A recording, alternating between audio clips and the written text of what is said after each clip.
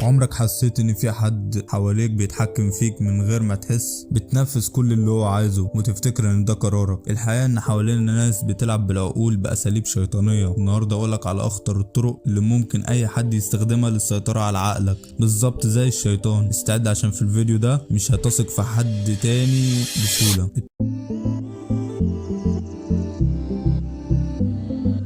التلاعب بالناس مش مجرد كذب او خداع بسيط، دي مهارة نفسية مرعبة. لو اتعلمتها تقدر تسيطر بيها على اي عقل حواليك زي الخيوط العرايس. بس السؤال الحقيقي، هل تقدر تستخدمها للخير ولا للشر؟ خلينا نبدأ ونكتشف اسرار التلاعب بالعقول واحدة واحدة. اول طريقة شيطانية للتلاعب هي زرع الفكرة. الشيطان عمره ما يقولك اعمل الغلط، هو بس بيزرع في دماغك الفكرة بسيطة جدا وتكبر مع الوقت. مثال بسيط، صاحبك يقولك كلمة كأنها هزار، انت شاطر قوي في الكذب، دماغك تضحك بس العقل الباطن يبدأ يصدق ويبرمج انك كذاب فعلا. الناس بتستخدم نفس الطريقة معاك يوميا، اصدقائك، مديرك، حتى اهلك. اوقات كل كلمة بيقولوها ليك مش بريئة، دي خطة لتشكيل عقلك وانت مش واخد بالك. الطريقة التانية ودي اخطر، اللعب على المشاعر. الشيطان ما بيضغطش عليك بالعقل، هو بيحرك قلبك، يديك احساس انك بتعمل الصح حتى لو هو غلط، يجعلك تحس بالذنب عشان تتحكم فيه، او يديك امل كذاب عشان تفضل تحت السيطرة. نفس اللي بيحصل في حياتك اليومية، لما حد يقولك انا محتاجك ما تسيبنيش، حتى لو الشخص ده بيستغلك، انت بتخضع عشان العاطفة تغلب المنطق. التلاعب الحقيقي بيبدأ لما يخدعوك ويوهموك بحاجة مش حقيقية. الشيطان يخليك تشوف الغلط صح او الصح غلط، زي انسان يوريك النصف اللي هو عايزه ويخفي النصف التاني. في حياتك اليومية بنشوفها، اعلانات يبيع لك الحلم ويخفي الواقع،